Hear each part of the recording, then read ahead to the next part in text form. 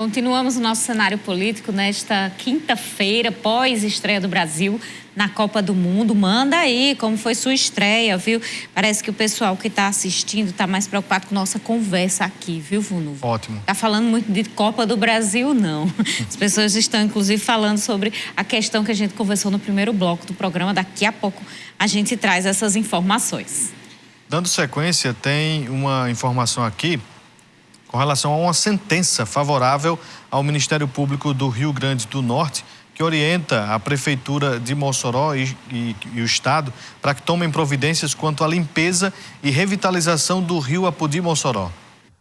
De acordo com a lei, proteger e cuidar do meio ambiente é dever da União, estados e municípios. No entanto, o rio Apodi-Mossoró encontra-se em estado de abandono. No perímetro urbano, o que podemos ver é a predominância de aguapés, o que sugere a ausência do trabalho de limpeza e manutenção do rio. Essa situação de abandono virou alvo de ação por parte do Ministério Público. E na última semana saiu a sentença favorável ao Ministério Público para que Estado e município possa trabalhar na limpeza do rio e também na revitalização, com prazo de até 3 meses para que isso aconteça. Caso contrário, poderá haver o pagamento de multas. Para o município, a determinação é a de que seja realizada uma limpeza, devendo ser adotadas as medidas cabíveis para conter a incidência dos aguapés. Já para o Estado, caberá promover a revitalização do rio, também adotando medidas para minimizar os aguapés. Em nota, a Prefeitura disse que vai buscar recursos financeiros para isso. E o Estado, por meio da Secretaria Estadual de Meio Ambiente e Recursos Hídricos, diz que tem estudo pronto e vai propor uma reunião com o município para articular as ações e recuperar o rio Mossoró. E o prefeito Alisson falou sobre a recuperação do rio Mossoró aqui quando esteve na semana passada no cenário político, né, Vonúvio? Falou que existe uma grande ação que vai ser lançada ainda. Eu tô me lembrando que ele falou nos bastidores, ele né? Falou em off, Carol. Não deu tempo da gente falar, o programa acabou e ele justamente comentou aqui com a gente, então, depois que o programa acabou, que não tinha dado tempo a gente falar, mas que já existe o planejamento aí para uma grande ação de limpeza do rio Mossoró.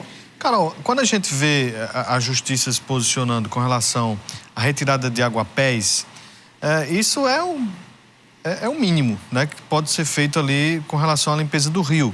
E que essa limpeza que o prefeito falou não seja só a limpeza dos aguapés, né? Pois é, porque isso não vai significar em absolutamente nada. O prefeito fala também em não jogar esgoto, né, água servida no rio. Isso é o principal, né? O aguapé ele só é criado ali por conta dessa poluição. A retirada desses esgotos do rio, o prefeito falou também na urbanização ali às margens do rio, para que as pessoas sintam satisfação em ter, por exemplo, uma caminhada ao lado do rio. Mas hoje em dia não se faz por conta que em muitos pontos ele está muito sujo o rio. Então, para além do que a justiça pediu de retirada de aguapé, é importante que o governo do estado tome providências sobre o esgoto, né, no rio, para que exista esse cuidado às margens, lixo, a população sinta também essa responsabilidade também de cuidar do rio. E é mais uma cobrança, né, Carol? Todo ano eleitoral sempre tem uma promessa, a revitalização do rio Apodi-Mossoró. A gente já está passando 2 anos de Alisson, nada foi feito. E daqui a pouco passa mais 2 anos, nova campanha, mais promessas. Pois é, e não é uma coisa simples, não é só limpeza de aguapés, como o Vonúvio diz, né? Tem toda uma questão estrutural, uma questão de descarte de esgotos na cidade. Então, acho inclusive que as universidades podem contribuir em parcerias em relação a este assunto. Bora voltar à nossa conversa, a gente tem participações aqui, temos opiniões aqui no programa através do nosso WhatsApp. Por favor, se identifica, gente, para facilitar aqui, agilizar. A Marli, ela diz: Ludmila já foi minha professora, muito competente, não tenho dúvidas. Infelizmente está vivenciando reflexos de questões políticas. A gente tem aqui uma outra participação, a do Giorgio, que é da UFESA, diz: o fato da professora Ludmila ter sido nomeada em uma lista tríplice não é ilegal. Inclusive, isso acontece em outras instituições. A gente já falou sobre isso, que muito Acredito que, passado todo esse tempo, a comunidade acadêmica tem que pensar na universidade e fazer o que é melhor para ela. Querer, de alguma forma, questionar isso é o mesmo, não vai levar a nada. Do mesmo jeito que vemos hoje querer questionar as eleições. Acredito que as coisas devem seguir e desejar que tudo dê certo, tanto para a universidade quanto para o Brasil, tá bom, George? Concordo. Vamos lá. A gente tem aqui a participação do Geraldo. O Geraldo diz: gostaria de saber da reitora Ludmila quem foi a pessoa que, apesar de segunda colocada, foi nomeada para reitora pela governadora Fátima. Geraldo, boa noite. Geraldo não é reitor, não, Geraldo. Dentro da Justiça, acho que foi desembargadora, foi uma desembargadora do Tribunal de Justiça, foi uma desembargadora. Porque o que é que acontece? Eu chamei a atenção para isso porque é como se essa lista tríplice, ela só funcionasse como eleição, o efeito dela fosse só na universidade. Então, na área da justiça não se faz só tripla, não. Faz lista quíntupla, faz lista sextupla. E é lista. E tem primeiro, segundo, terceiro lugar e a pessoa pode escolher. Então, é isso, é a mesma coisa. Existe esse estereótipo, criou-se um estereótipo, criou-se uma narrativa, na verdade, como se nós participássemos de uma eleição como um vereador, como um prefeito, como um governador. E não, é preciso que vocês leiam, pessoal, leiam, pesquisem, olhem a diferença entre consulta e eleição, entre lista e fila. É isso que precisa acontecer. Para que isso pudesse acontecer, teria que mudar a lei. Isso, e ninguém mudou até hoje. Não é há tantos anos, porque é muito antigo. É muito antigo, eu não sei porque que não muda para acabar com isso. Vamos ver se muda agora, né? Se o pessoal agora se empenha para mudar. Luiz Aires aqui fez uma pergunta sobre quem seria beneficiado com a campanha Natal Sem Fome. A gente já falou sobre esse assunto aqui, viu, Luiz Aires? Muito obrigada pela audiência sempre com a gente. Nós temos aqui o pedido do Alisson Daniel. O Alisson diz: olha, o campo está com iluminação precária, necessidade de melhorar para o pessoal em geral e os que fazem caminhada e corrida. E a modalidade de natação deveria ser aberta à comunidade externa. Reitora. Bom, Alisson, é o seguinte, nós já estamos trocando as lâmpadas, não é um processo tão simples, porque esse princípio de iluminação também tem que estar equilibrado com a questão da própria sustentabilidade ambiental, economicidade, tem uma série de princípios. Mas essa troca por lâmpadas de LED está acontecendo. E no que concerne a questão da piscina, olha, veja só, nós só temos uma piscina hoje e assim ela atende a comunidade interna. Quando há necessidade, as pessoas enfim, buscam para concursos ou para treinamentos, órgãos, nós cedemos e tudo, mas para a comunidade externa ainda, nós não temos condição de abrir, assim, ficar aberto mesmo, porque nós já temos limitações pela própria comunidade.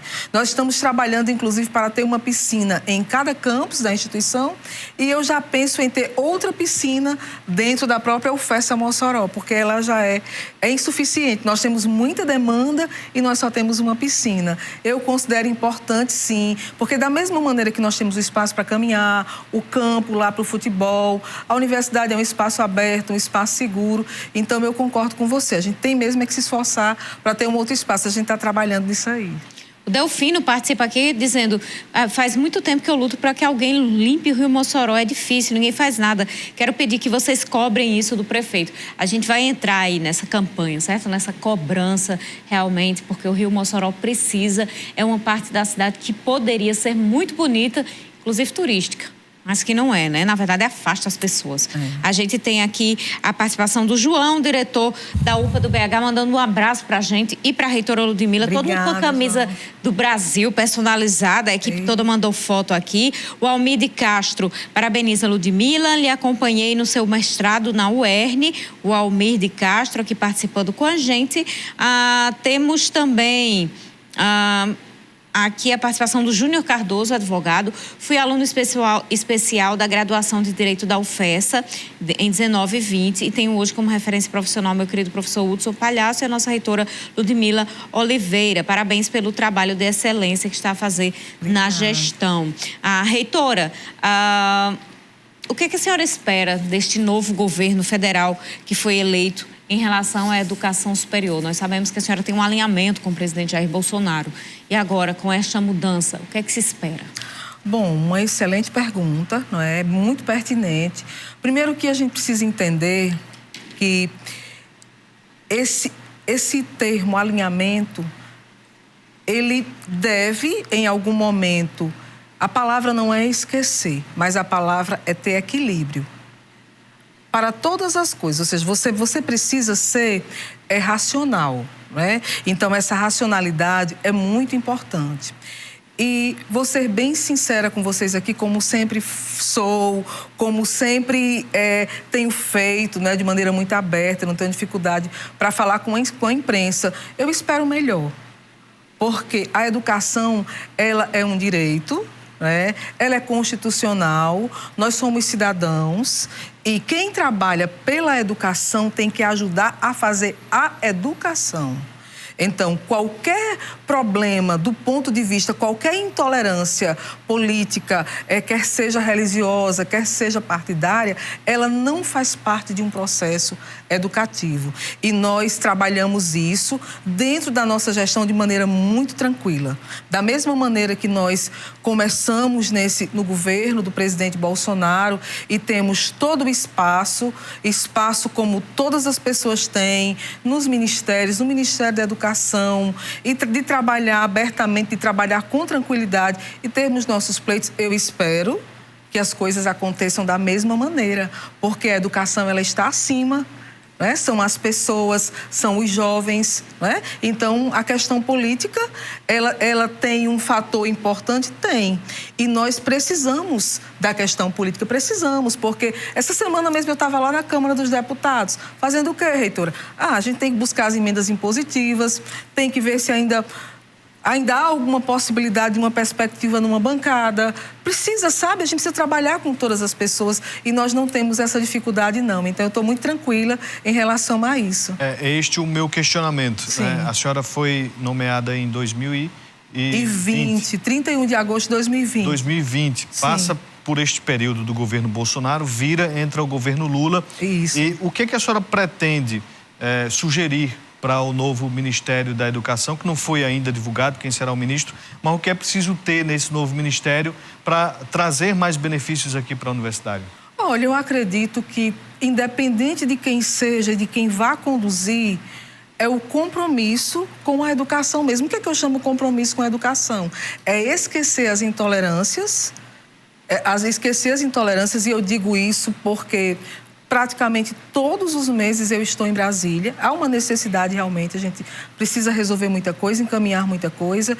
E eu digo para vocês que no MEC eu convivi com reitores e convivo de todos, vou usar aqui o seu termo, de todos os alinhamentos.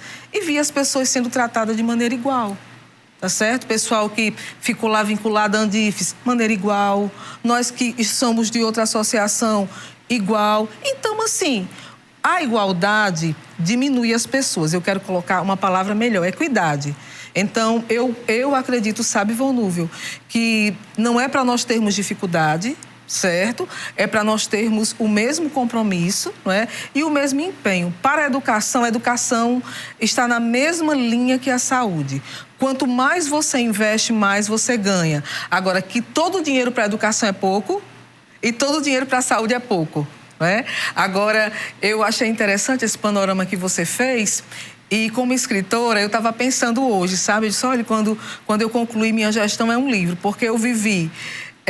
vou viver uma gestão de 2 anos de uma gestão governamental, então, quer queira, quer não, as diretrizes são distintas e é normal, né? Cada linha governamental tem a sua maneira de trabalhar. Aí nós vamos ter 2 anos numa outra linha governamental e ainda tivemos que enfrentar de maneira inédita uma pandemia mundial que nem quando eu era criança, não é? Eu vivi, assim, momentos tão assustadores em relação a problemas de saúde. Então, são muitos desafios juntos. Quero mandar um alô para o Antônio Francisco, do Poço de Tilon, em Apodi, assistindo. Antônio Carlos do Bom Jardim, não vai dar tempo de fazer sua pergunta, nosso programa já está no fim.